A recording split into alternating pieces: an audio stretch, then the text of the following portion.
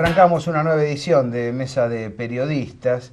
Muchos temas fuertes, tanto del orden internacional como del orden nacional. Se empiezan a definir los panoramas. Antes, agradecemos la entrega de 17 del 8, una de las tantas revistas de los sectores populares que se realizan con mucho esfuerzo. Quiero señalar la importancia que los medios de comunicación populares han tenido en la República Argentina históricamente, y en este último tramo con mucha singularidad.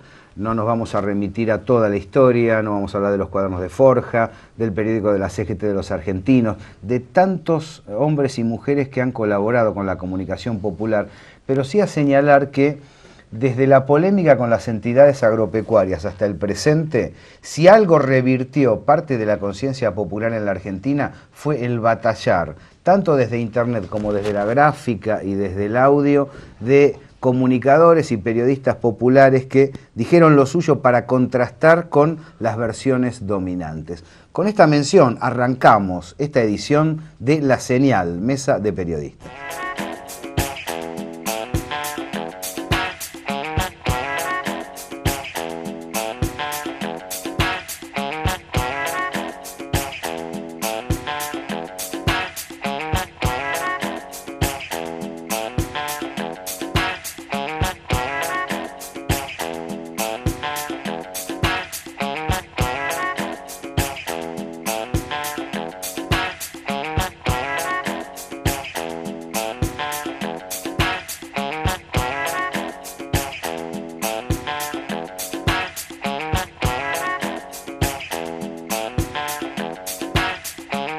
La semana pasada, Néstor Gorojovich, charlábamos bastante sobre el asesinato, crimen o puesta en escena de Bin Laden. ¿Cómo es que se dice? Vos andás con el tema del idioma. Ben Laden o Bin Ladin, pero no Bin Laden. Ladino.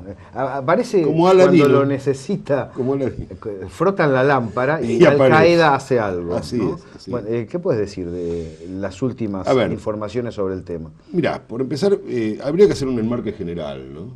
En primer lugar hay que decir que ninguno de los problemas que tiene, si es que tiene problemas, Estados Unidos en el Medio Oriente o en Asia Central, se resuelve con la muerte de Bin Laden. Esto por empezar.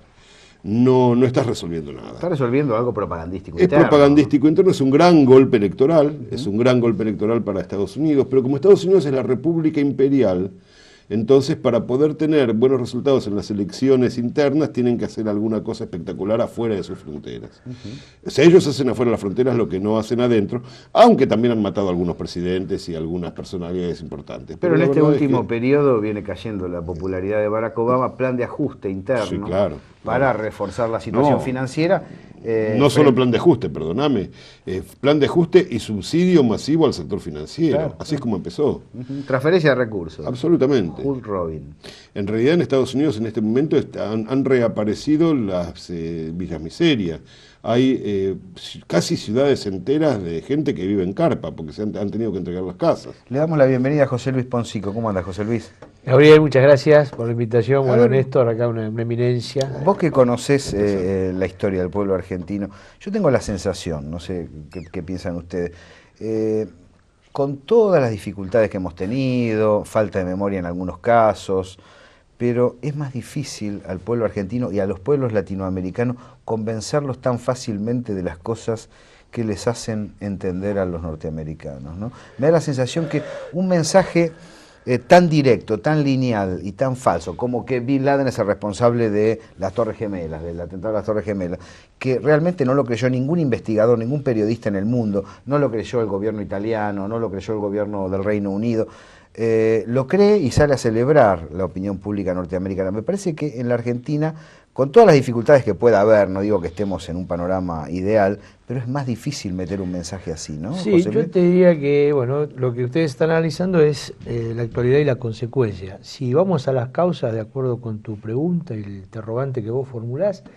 yo diría que hay una conciencia que ya tiene más de 6 décadas, orientada naturalmente en una ideología y en lo que pasó en la Argentina a partir de lo que podríamos llamar la Revolución de Junio del 43, para pensar, para ponerle un punto de partida, a esta cosa con un sesgo nacional, por lo tanto antiimperialista, que se fue transmitiendo, esto es una opinión evidentemente, que se fue transmitiendo culturalmente y generacionalmente. O sea, si vos juntas como coordenadas hoy esto que estás diciendo, de que de pronto es como que no cierra para la mayoría en el universo, pero particularmente, y ni siquiera en los jóvenes argentinos, esta cosa que de golpe te la presentan, como decían ustedes, ¿no? Una puesta en escena, el tema que nunca se supo bien en qué circunstancia se perpetró, digamos, el crimen.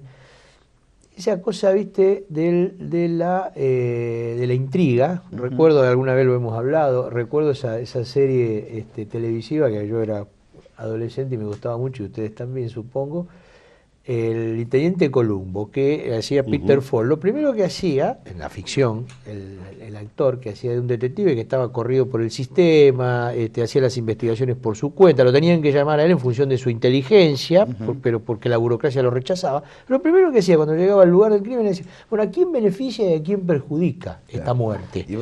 Yo digo, si Columbo estuviera hoy en este escenario, estaría haciendo esa pregunta. Claro. Ahora hay un detalle. Fíjate, Néstor, tantos años, y ahí va, los medios, lejos de decirle al pueblo argentino que crea en lo que cree, le han dicho, dejen de creer en eso, es que en ese pensamiento nacional, y sin embargo no han podido. Hay un detalle fundamental en todo esto, la deformación mediática opera en Estados Unidos también de algún modo a favor de la experiencia histórica del pueblo norteamericano. Es decir, está toda la historia de cómo piensa el norteamericano medio y toda esta idea del héroe individual y de que nuestro sistema es el mejor del mundo y somos los llamados por Dios para redimir a la tierra de sus pecados. Lo cual viene montado sobre la paranoia por la envidia del resto del mundo que quiere hacerles daño. El argumento, claro, cuando uno le plantea, bueno, pero el resto de la gente tiene derecho a vivir, la respuesta es, sí, pero nos envidian, loco. Esa es la respuesta automática. Esta es la respuesta automática. Entonces, ellos se tragan el verso mediático por la simple razón de que hasta ahora, hay que ver más adelante, desde la Segunda Guerra Mundial en adelante, todas las mistificaciones mediáticas han operado de algún modo a favor de la experiencia colectiva de todos los norteamericanos. Y cuando digo todos, digo los laburantes, los empresarios. Están todos en la bolsa, son parte de esa cultura. Ellos han vivido 60 años de ser los dueños del planeta, son la República Imperial. Entonces, ellos se creen las mentiras o las falsedades o las deformaciones, como lo queramos decir, que les conviene creer. El problema va a ser ahora cuando... ¿Alcanza para una reelección de Obama? Yo creo que sí. Con eso basta. Hay que ver si no se cae de aquí a un tiempito. Claro, lo que pasa es que cuando surge un candidato por fuera de este esquema, justamente los medios lo corren y lo hacen desaparecer. Ahí hay un manejo absolutamente oligárquico de la política. ¿Cuánta gente vota en Estados Unidos? ¿Qué porcentaje Depende. En las elecciones donde mayor participación hay es alrededor de, con suerte, el 40% de los electores posibles. Lo cual, por lo pronto, desanda esa argumentación muy argentina de las elecciones son una farsa, ¿no? Claro. Porque hay gente que encima pelea aquí para que la gente no vote, pensando que de ese modo tiene más conciencia. En Estados Unidos hay todo un sistema para expulsar al votante potencial de las elecciones. Primero que todo, las elecciones no se hacen un día feriado. Y no hay posibilidad de salirse del laburo diciendo voy a votar. Digamos. Esto no existe, no es un derecho de los norteamericanos. Hay que militar para votar. Hay que militar, hay que pelear el derecho al voto. O sea, el derecho al voto en la próxima elección. Digo, a ver, hasta la década del 60, los votos de los negros valían menos legalmente que los votos de los blancos. Y el estado de Mississippi recién ahora acaba de abolir la esclavitud en su constitución. Bueno, aquí en la Argentina los negros no nos dejaban votar. Pero directamente, durante 18 años, los defensores de la democracia decían, vamos a hacer la democracia, por lo tanto, me acuerdo, 60% de la población no va a poder elegir su candidato. Y ustedes se deben acordar también, allá por 1980, en plena dictadura aquí en la Argentina, y ya una cosa salvaje, y ya estaba virtualmente patentizado el genocidio, después del Mundial de Fútbol, le hacen una entrevista, en aquel momento una de las intelectualidades, a Alicia Jurado, la escritora, y ella plantea el tema del voto calificado. Claro. Cuando concluyera alguna vez el régimen militar, o sea que había que ir pensando seriamente en quiénes estaban en condiciones de votar. Bueno, fíjate que esa es una constante en la intelectualidad argentina. Hoy en día, desde una supuesta posición de izquierda, hemos escuchado a un posible candidato que se acaba de bajar decir exactamente lo mismo con otras palabras, decir que el voto de determinadas provincias es de mala calidad. Bueno, si uno empieza por ahí, entonces después no puede decir que es democrático. ¿Vos te referís a Pino Solanas? Me refiero a Pino Solanas. Ahora vamos entrando a la ciudad, me gustaría, pero antes, redondeando la perspectiva norteamericana, tenemos Solanas, tenemos Macri, tenemos los candidatos del Frente para la Victoria, tenemos la elección de Gioja en San Juan, que ha sido importante, Sí, relevante. 66% de los votos. Ahora, ¿qué cabe esperar aquí? ¿Una nueva ofensiva norteamericana amparada en este éxito? Mirá, ¿Cabe que empiecen a pispear y miren al sur? Hay con varias más cuestiones, preocupación? hay varias cuestiones. Por empezar, esta cuestión electoral que ha hecho Obama también le sirve para otra cosa. Le sirve para cumplir a su manera una promesa electoral, que es empezar a retirar gente de Afganistán. Para eso también le sirve.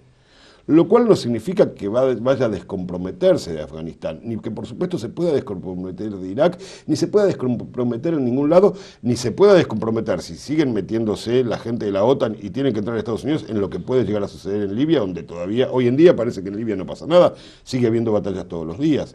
Si Estados Unidos no puede en realidad descomprometerse totalmente de ninguno de sus compromisos. ¿Puedo hacer una pregunta desde el sentido común más primario? ¿El dinero que se invierte en las invasiones, puesto sobre el mercado interno norteamericano, no beneficiaría más al conjunto de los estadounidenses? En una visión inicial sí, pero el problema es el problema de la realización del capital. Hay demasiados billones, en nuestros términos, no de los de ellos, millones de dólares dando vuelta por el mundo, miles de billones de dólares dando vuelta por el mundo que no tienen inversión posible porque no hay mercado que lo sustente. Entonces, la guerra es una gran máquina de consumir productos industriales que después no se recuperan, o sea, permite gastar y circulación de capital rápida. Claro, rápida, y permite quemar capital, por así decir, que es lo que está quemando en las manos. Es decir, cuando uno dice, bueno, hay un problema de que hay países que no pagan la deuda, el caso de Grecia, por ejemplo. Lo que pasa es que ahí hay una masa de riqueza que se ha creado por una formidable potenciación de la productividad humana, que los dueños de la riqueza no tienen dónde ponerla, porque al mismo tiempo no hubo una potenciación de la capacidad de consumo de la Que humanidad. la guerra sea un fenómeno comercial es grave porque quiere decir que la van a impulsar más allá de las Ahora, causas justas o injustas que Es contenga. lo que en la década del 60 se llamaba el keynesianismo de guerra. Es decir, el sistema de defensa... Bueno, Bush lo dijo. ¿Qué Claro. significa la guerra? Le preguntaban cuando iban a la tormenta. Claro. Decían, trabajo. Trabajo, claro. Pero recuerden ustedes que cada tanto eso que están apuntando, Estados Unidos lo paga y lo paga caro. En Recuerden la posguerra, cuando aquella corriente cultural de lo que fue, digamos, la rebeldía, la rebeldía, aquella película celebrada en pleno apogeo de James Dean, Rebelde sin causa. Rebelde sin causa. Que ya el tema del rock. El tema del rock, o sea, la rebeldía de Presley, o sea, cuando empieza toda esa historia. Y después se repite eso. O sea, si se dio en periodos, bueno, con los costos también para... Por algún lado salta. Claro, para América del Sur, la época de Kissinger, todas las cosas que pasaban. Los jóvenes terminan rebelándose contra Pero la pregunta que hace Gabriel es importante para nuestros fines. Yo creo que la Argentina y América del Sur, en un mundo realmente sombrío, porque estamos viviendo un mundo sombrío. Es decir, a ver, cuando hay un sistema que está desfalleciendo y otro que se está imponiendo, hay momentos en los cuales pueden suceder cosas increíbles. Esto de Bin Laden es un caso típico de una cosa increíble, digamos. Nadie puede creer seriamente, por más banquero que sea el jefe de la célula terrorista internacional, que el Estado más poderoso del mundo haya tardado 10 años para encontrar al jefe de esa célula y lo haya matado, si es que lo mató o no lo mató, pero políticamente lo mató. Agregar, si me permitís, que durante todo ese periodo que vos marcás, todos los servicios de inteligencia decían que ese hombre estaba en las montañas, protegido por toda la gente que lo acompañaba. O sea, ese hombre estaba en una casa impresionante, una residencia que estaba La inteligencia está a la en vista mentir de de esa manera a todo los el demás. mundo. La inteligencia está en mentir a los demás de esa manera. Vamos a una pausa y nos reencontramos aquí con estos temas y con toda la política nacional.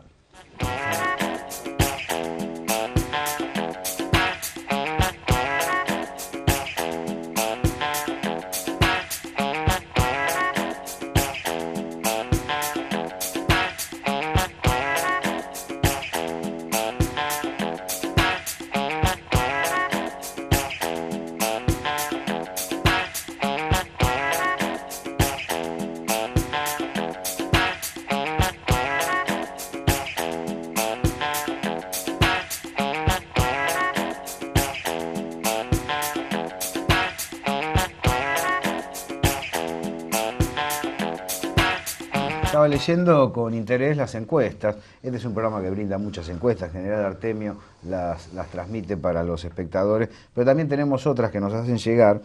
Y veo, en líneas generales, una segunda vuelta. Coinciden los analistas entre Macri, que sigue liderando la votación porteña en la primera vuelta, hay que señalarlo, con una caída abrupta de votos, pero la sigue liderando. Y en segundo lugar emergen los candidatos de la fuerza del gobierno, del Frente para la Victoria. Hay una encuesta que indica que llegaría a la segunda vuelta por encima del Frente para la Victoria Pino Solanas. Anticipan una final Solanas-Macri. ¿Eso es posible o no? ¿Lo ven posible ustedes? Yo sinceramente no.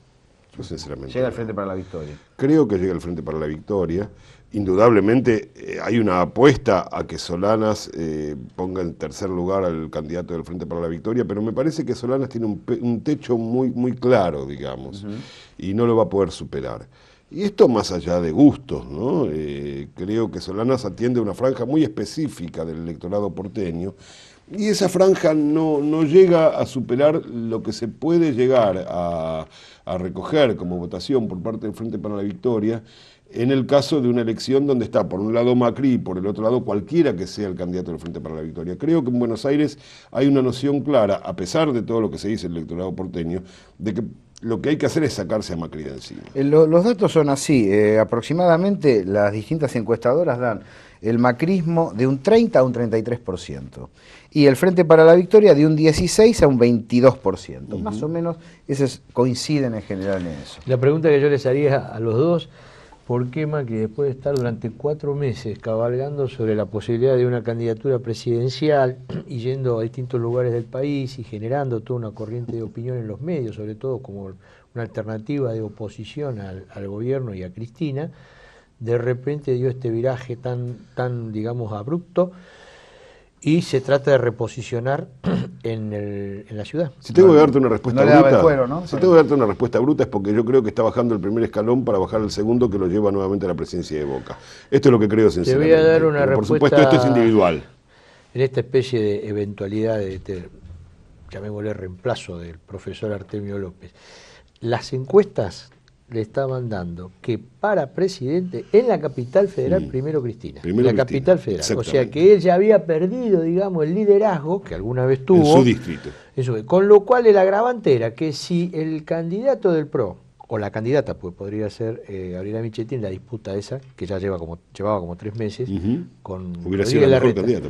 Con lo cual era el agravamiento era mayor porque iba a perder como candidato a presidente, iba a perder el distrito. Ahora, ¿es tan fuerte la imagen de Cristina Fernández? Bueno, Gioja se dio una situación parecida. Fíjate vos, el 66%, Gioja reconoce la atracción de Cristina para mejorar. No se hace cargo único de... No, además, ojo que es un 66% sobre un porcentaje no total del electorado. Cuando vayan a votar. Claro. ¿Está tan sólida como parece la imagen de Cristina? Bueno, la mayoría de las encuestas, que incluso son las que manejan ustedes, digamos, hay 2 ítems que rápidamente son los que determinan.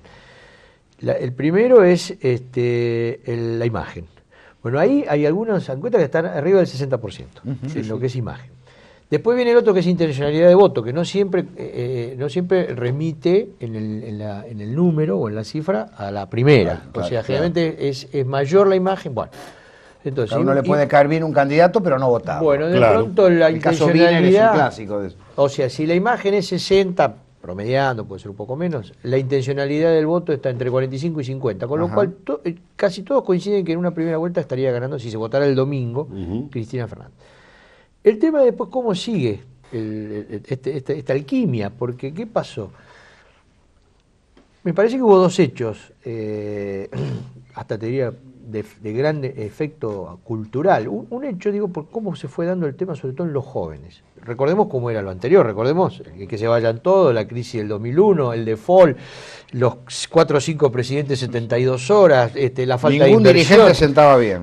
La falta de inversión, el tema del riesgo país, 5.700, me acuerdo las placas de crónica, decía riesgo país 5.700, 5.800. Bueno, la transformación. ¿Cómo es este escenario con 2 hechos que me parece que merecen el análisis de ustedes?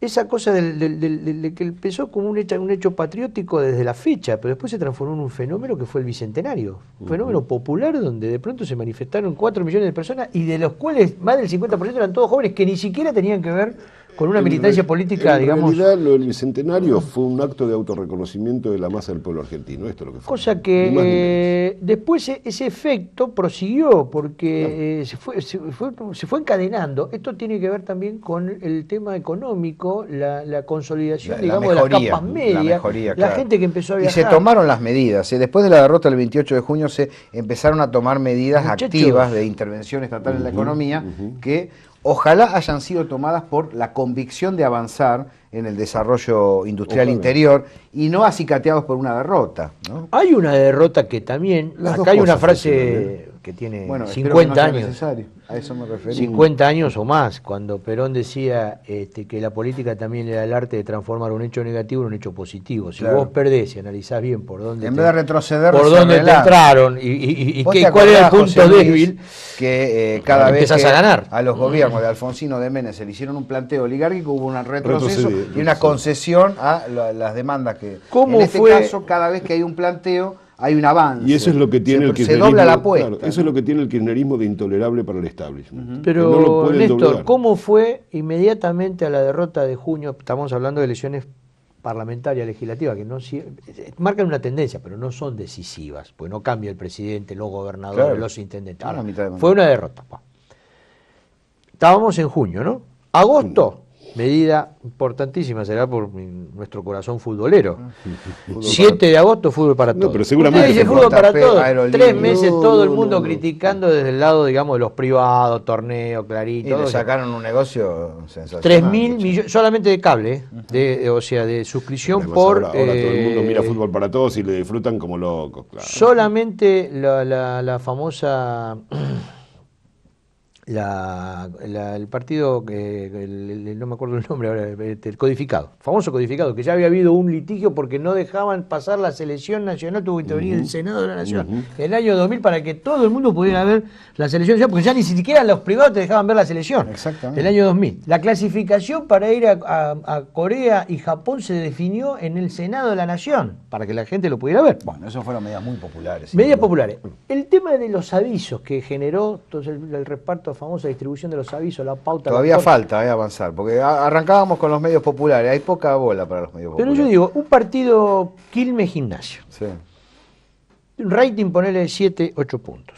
Sí. Lo ven de pronto 500.000 personas. Ahora, si vos en el entretiempo, que son 20 segundos, cantidad de escuelas que se construyeron en la región norte, los caminos de la región centro. ¿Sabes la importancia, el efecto que tiene eso desde el punto de vista? Claro. Bueno, lo que pasa es que eso tiene que estar sostenido por políticas concretas, que es lo que está ocurriendo. Claro. Pero una cosa que no quería antes de cerrar, lo de Gioja deja mucha tela para cortar. Ojo al Piojo, que ganó en todos los distritos, Claro sí. Inclusive en los vinculados con la minería, en los que plantearon una mayor oposición. Es curioso, ¿Qué ahí es donde significa especialmente. eso? Significa que San Juan, ¿qué piensa? San Juan piensa que tiene derecho a un bienestar que hasta ahora la historia argentina le ha negado desde la época de la destrucción de las guerrillas montoneras en la década de 1860 y 70, digamos. Eso es lo que piensa San Juan, por decirlo groseramente. San Juan es una provincia con una historia muy particular, además. Tiene una tradición política propia de redistribución del ingreso y de generación de riqueza. Piensen que San Juan, en la época de Hipólito Yrigoyen presidente, San Juan era independiente, Hipólito Yrigoyen por izquierda. El gobierno cantonista de San Juan. Claro, el famoso tiene que caudillo. ver con esto, claro. El caudillo, el supuesto caudillo reaccionario, porque los caudillos por definición son reaccionarios, ustedes saben. Uno agarra y dice, caudillo y populista, chau, es nazi. Ahora, este caudillo fue el primer tipo que le dio el voto a la mujer en la Argentina. En 1927. O sea, San Juan tiene su propia política. Sí, llegó a tener ese efecto del bloquismo que era, digamos, le ganaba al peronismo y al radicalismo. Y el bloquismo a su manera supo integrarse. Pero guarda, a mí me interesaría señalar que en la discusión hay temas vinculados con los hidrocarburos, con el petróleo y con la minería que deben ser puestos en Por debate. supuesto que sí, en algún momento hay que Y discutirlos. necesitamos, Sí, sí. no, digamos, me parece, yo comparto el voto del popular de San Juan, creo que podemos... Agregale, si pero te me parece, interesa que haya alguien que diga, bueno, pero vamos a seguir debatiendo de estos temas. Pero por supuesto. Porque si Agregale no, si hay una te- suerte de unanimidad que no nos acompaña en la razón. agregale el atributo propio de Gioja. Gioja es un campechano, es un tipo formado en el peronismo, ha sido un militante de muchos Y años. miró la juventud, Lo hace- corrieron en la miró época de la la juventud. dictadura, fue un perseguido político, tiene una historia propia, o sea, no es que tampoco solamente por el efecto del Cristina, crecimiento, claro. el efecto Cristina, también tiene que ver con la Claro que personalidad sí. del gobernador. Claro que sí. No, y respecto a la formidable elección que se hizo por el tema, que en realidad lo que se discutía en última instancia era la minería, digamos, la Pero- continuidad de Gioja claro, es la era continuidad del parcial, proyecto claro, este, claro. Pero el hecho de que, A eso digo, me refería. ha tenido un 80% de apoyo esta medida de la nueva reelección en las zonas mineras. Bueno, esto es el efecto de que, aunque sea por un tiempito, vamos a discutir, y ahí está el problema, Sí. el impacto que produce una inversión minera para las localidades pequeñas y medianas es formidable. Después hay muchas cosas para discutir, muchísimas cosas Y para tuvo discutir. un curioso opositor, ¿no? César Gioja. César Gioja, el hermano. ¿Qué cosa, pasa ¿no? con el hermano? Bueno, pero no lo vamos a responder ahora. La única que queda, remitiendo a las enmiendas futboleras, era que Pedernera y la Luna no tenían una buena relación. Eso Yo, sí, mal, claro, sí. Muchas gracias por estar Está aquí. muy bien. Néstor Gorojowski, nos encontramos la semana que Macanudo, viene aquí fantástico. en La Señal, Mesa de Periodistas. Gracias por acompañarnos. Está bueno.